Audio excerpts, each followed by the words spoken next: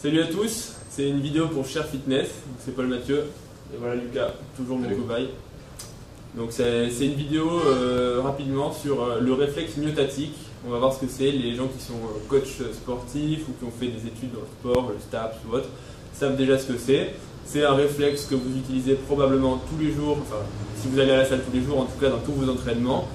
On va voir premièrement ce que c'est, deuxièmement vous montrer un exemple assez rigolo avec le marteau réflexe, et troisièmement voir comment on peut l'implémenter de façon plus consciente dans ses entraînements pour augmenter ses gains ou tout simplement varier un petit peu son entraînement en travaillant les muscles de façon différente.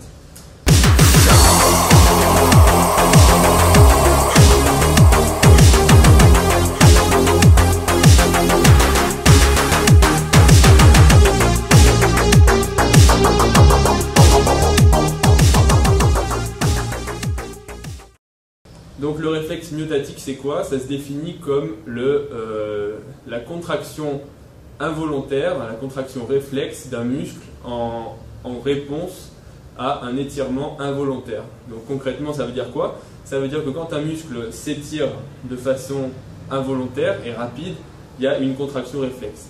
À la base, ce réflexe, il existe pour protéger le muscle, c'est-à-dire que s'il s'étire trop rapidement, on a vu qu'il risquait une déchirure. Et donc en réponse, il se contracte pour limiter la phase excentrique trop rapide et limiter le risque de déchirure. Ça c'est quoi? Ça c'est un marteau réflexe. Et donc on va voir au niveau de Lucas comment on teste les réflexes ostéotendineux. Donc réflexe ostéotendineux, c'est l'autre nom pour réflexe myotatique. Donc Lucas, tu vas croiser les genoux. Enfin, tu vas mettre en gros une jambe au-dessus de l'autre. Tu vas quoi? Alors quoi? Voilà, tu relâches complètement ton quadriceps. Non, là tu dois être mal mis. T'es tendu ou quoi? Bon, il n'y arrive pas. Laisse-toi tomber, sur les jambes, laisse complètement tomber tes pieds, il faut vraiment que tu sois complètement relâché. Bon, il n'a pas de réflexe. Pourquoi tu vas mon petit cobaye, je pense? Non, tu vas pas dire blues. Ah, tu le fais pas? Ouais. Le docteur Lucas, on a échangé les rôles parce qu'en fait il n'a pas de réflexe ostéotendineux, c'est-à-dire que chez certaines personnes, ça marche pas. En plus, je pense qu'il a fait les jambes, du coup il a une contraction assez involontaire. Donc, je vais plier mes jambes et tu vas taper là. Moi j'ai un bon réflexe. Et donc on voit que quand on tape, là c'est le niveau du tendon du quadriceps. Donc c'est-à-dire que quand on tape au niveau du tendon, le tendon il est comme ça, enfin je ne peux pas plier mon doigt à l'envers, mais on a un étirement du tendon et du coup le muscle il se dit mince, je suis en train de me faire étirer et donc il faut que je me contracte. Donc en tapant, on a une contraction du quadriceps. Le réflexe ostéotendineux il existe partout, on peut le trouver aussi au niveau du... Bon c'est une réponse un peu moindre, mais on voit qu'il a le triceps qui se contracte quand on tape au niveau du tendon. Cela dit, t'es assez raide. Il faudrait que tu t'étires. Bon. Ça fait mal. C'est pas très impressionnant, mais ça existe. Pour ceux que ça intéresse, donc on a le réflexe du quadriceps, ça s'appelle le réflexe rotulien, donc on tape sur la rotule, bon lui il n'en a pas de chance. On a ensuite le réflexe tricipital, donc on tape sur le tendon du triceps et on a une contraction en fait du triceps, c'est-à-dire que la main remonte.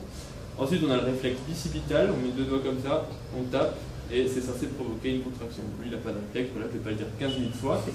Ensuite, on a le réflexe stylo-radial, on tape ici et c'est censé provoquer. Bon, ça, ce sont des tout petits réflexes. Pourquoi? Parce que c'est des tout petits muscles, contrairement au quadriceps qui est un gros muscle. Et dernièrement, on a le réflexe achilléen, c'est-à-dire on tape sur le tendon d'Achille tout en bas et on a une extension en fait du pied. Mais là, on ne va pas le faire puisqu'il faut se mettre allongé, etc. Donc maintenant, on va voir comment vous pouvez implémenter ce réflexe de façon consciente dans vos entraînements. Donc, on va voir des méthodes pratiques pour implémenter le réflexe myotatique dans vos entraînements. Donc le but de ce réflexe, en fait, quand on utilise la phase excentrique, c'est en fait... Non, je vais recommencer ma phrase. Le but de ce réflexe, on l'a vu, c'est de protéger le muscle. Quand il est étiré trop rapidement, il se contracte de façon réflexe.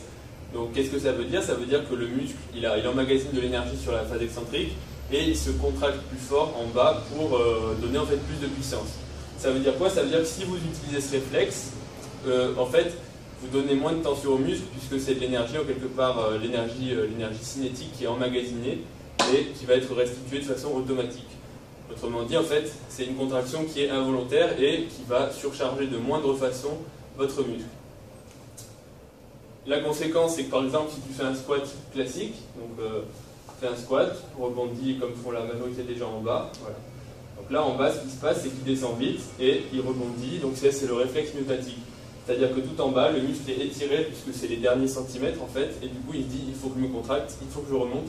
Et donc il perd en fait de la tension sur ses quadriceps. La contraction, elle est là, mais c'est une contraction involontaire qui est moins performante en termes de connexion nerveuse et en termes de force pure.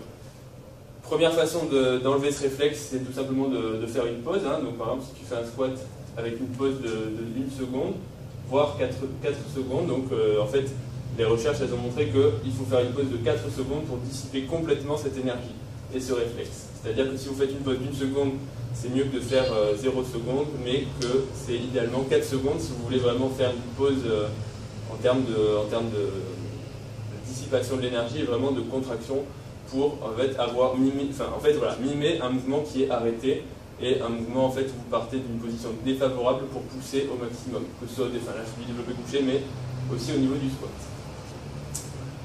Donc maintenant on va rentrer dans le vif du sujet, comment implémenter ce réflexe pour augmenter la contraction. Et notamment, c'est intéressant pour travailler les parties des mouvements qui sont plus difficiles. C'est souvent la partie basse, hein, parce que soit on fait des mouvements trichés qui sont incomplets. Par exemple, au squat, on voit les gens qui font du quart de squat. Hein, donc là, tu peux me faire un merveilleux exemple, hein, c'est-à-dire un quart d'amplitude. Et donc, la partie basse du mouvement n'est pas travaillée. Et donc, une personne, par exemple, qui travaillerait uniquement le quart de squat, le jour où il descend tout en bas, ben, il va rester coincé sous la barre parce qu'il n'aura pas travaillé sa partie basse. Donc, ce que je vous propose, ça s'appelle les 1 and 1 quarter, ça veut dire en gros 1 et 1 quart. C'est pas de moi, hein, j'ai vu ça notamment, c'est le coach Poliquin qui utilise pas mal ce genre d'exercice. L'idée, c'est justement de faire une répétition complète, donc vas-y. Donc, petit souci technique, en fait, 3 mois plus tard, on se rend compte que la fin de la vidéo n'a pas été enregistrée avec Lucas. Donc, pour vous, j'enregistre la démonstration du squat 1 et 1 quart. Donc, 1, pourquoi? Parce qu'on descend, on fait une répétition complète en bas, on remonte d'un quart, on fait une pause d'1 seconde. 1 seconde pour en fait dissiper l'énergie un petit peu accumulée. On redescend rapidement, on rebondit entre guillemets en bas, c'est le réflexe myotatique, on étire rapidement le tendon et donc on peut remonter beaucoup plus rapidement et regagner de la force pour en fait augmenter un petit peu la charge. Et donc le squat 1 et 1 quart permet de surcharger la partie basse du mouvement du squat de façon assez efficace. Voilà. Donc on a vu rapidement ce que c'était que le réflexe myotatique, une démonstration amusante sur l'application médicale quand votre médecin vous fait un coup de marteau réflexe. Et surtout, plus intéressant pour vous, une façon pratique d'utiliser ce réflexe dans vos entraînements ou de ne pas l'utiliser quand vous voulez justement augmenter les exercices avec des pauses pour dissiper l'énergie cinétique et utiliser purement une contraction musculaire à partir d'un point d'arrêt. Voilà, à bientôt, à la prochaine.